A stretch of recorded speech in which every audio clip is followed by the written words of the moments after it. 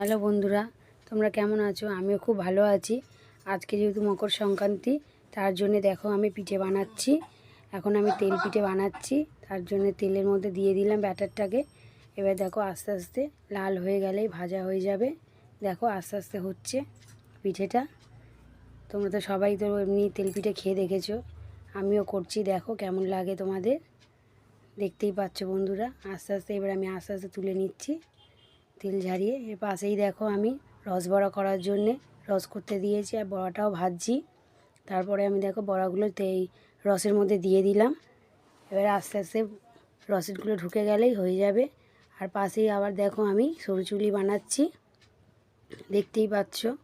আস্তে আস্তে করে কড়াটা ঘুরিয়ে ঘুরিয়ে কেরম করে বানাচ্ছি। আমরা দেখো একটু ঢাকনা চাপা দিয়ে দেবো, দিলেই তারপরে হয়ে যাবে সরু চিউলি। দেখো আমি কেমনি করে করছি, দেখতে থাকো তোমরা কেমন আমি সরু চিউলি বানাই। তোমরাও তো বানাও, দেখো আমিও কিছু কেমন করে বানাচ্ছি দেখো। থ্যাংক ইউ বন্ধুরা, আমার ভিডিও দেখার জন্য। ভালো লাগলে একটা লাইক সাবস্ক্রাইব করে দিও। কেমন হয়েছে জানি।